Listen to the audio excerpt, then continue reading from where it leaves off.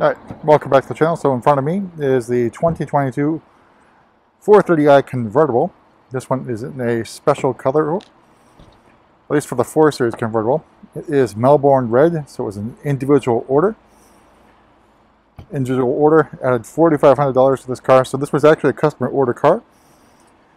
Unfortunately, circumstances changed, and they could not pick up the car, so it is available for a few hours, although there's a deal done on this car. So let's walk you around 430 Convertible. That I think has only appeared once previously on the channel. So relatively new to the channel.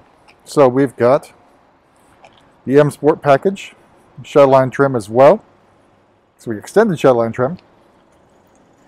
We've got the Shadowline lights. Now normally these appear on the laser light, so this is the first time I think I've seen this on the regular light, although I may be mistaken, I've been on the M340 as well. But everything blacked out. Melbourne red. Nice standard color on the 3 Series and the 2 Series, both in coupe and Grand Coupe forms. But right now the roof is up. Would not allow me to use the key button to roll the windows down, which did happen, but left the roof up. A little bit disappointing, but Melbourne red, pretty good looking red. I think it first appeared back on the E9X generation. Later on though, because I think crimson red was the standard color there. But Melbourne red looks pretty good. I'll get the top down in a moment, and we'll talk about interior and options. So let's go ahead and get inside and let me fix this door, because it looks like it appears to be open.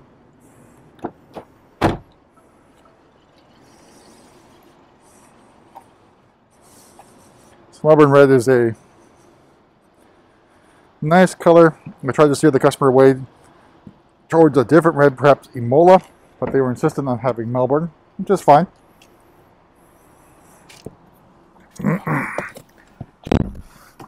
All right. So, sitting inside, nothing too surprising in terms of iDrive 7. Should all be familiar with that right now. So I'm dropping the top right now. You can see Cognac Sensatech,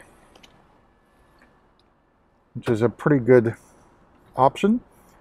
Unless you want to save a little bit of money on options and put your money towards something else. All right, so I got that all done now. Some nice wood grain trim, I think it is. I'll double check. But seen plenty of 4 Series coupes in here. There really isn't anything to really highlight that's been modified. I think one of the potential issues here is if you like gesture control.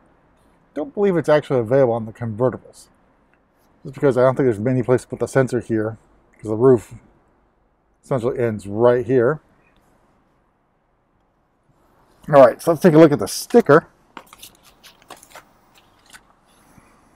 So, starting price of the 430 convertible is $53,300. Melbourne red metallic, again, individual paint, $4,500. Shadowline package adds another $400. M Sport, another $3,200. Premium package, which gets you basically the heads-up display and a few other things, $1,600. Then we've got the Moonlight Black Soft Top, $250. Couple deletions. And then we got the Live Cockpit Pro for $750. Goes through the instrument panel here. So total MSRP for this particular example, just under $65,000. So not bad. Take a look at the back seat as well. Let me open up. All right, give you another look at the Sensatech seats. M Sport seats. Well, that's a no width adjustment on the bolsters for here for the driver's side. Your crumb catcher. All right, back seat looks fairly roomy. Of course, headroom's not a problem when you get the top down. But let's talk space in the back seat.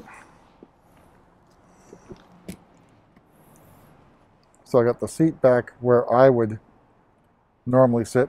Now obviously leg room and knee room can be a bit of an issue. And I think the other big issue is shoulder room. You can see this convertible cuts in real close and basically like a teardrop shape. So you're sitting not directly behind the driver, but shifted to the right slightly as you face forward. So not the most comfortable position given the lack of shoulder room. But in the pinch you can probably fit 4 people here, adults of reasonable size. Maybe above 6'2" or so you might run into some issues. Because you really have Joe Achilles in this 6'4" frame come in, but obviously one headroom, not an issue. And shoulder room is the big issue here for me at least. But overall, it's not bad. We talk about where you can find the wind deflector, just behind the rear seats. It plugs in basically here and across. Show you where that is momentarily. Then you get out.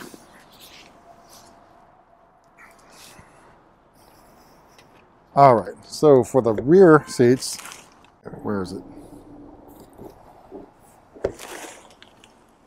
So you can see in the back here, your wind deflector is behind the rear seats. It folds down. Got your little package here to put it in. You do have a pass-through in the rear seats as well. So obviously one, you'd have to have the top down or top down of the wind deflector installed or moved elsewhere.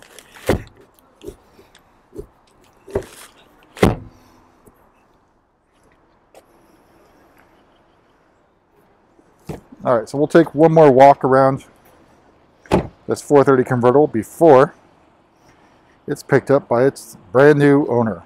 It's forever home, if you will, or it's a 3-year home. So this is it with the top down.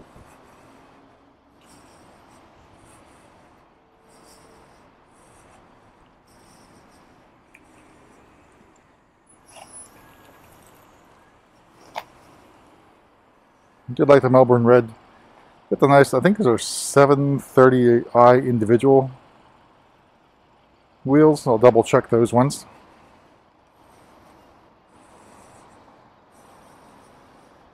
But not a bad spec. It's soon to find its forever home.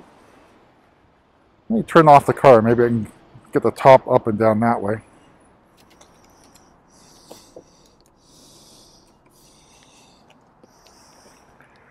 All right, so we can lock it up.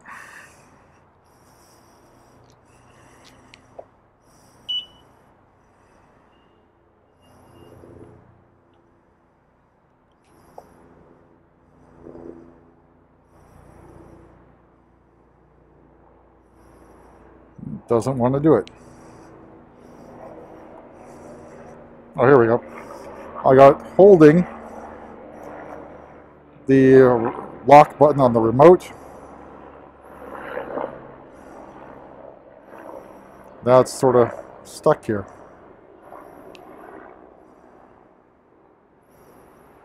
Interesting.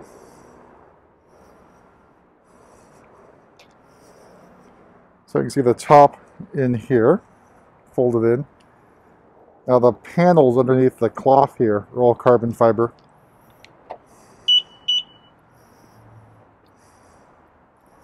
All right, so we got that closed. All right, so we'll try that again with the remote, pressing, holding the roundel or lock button.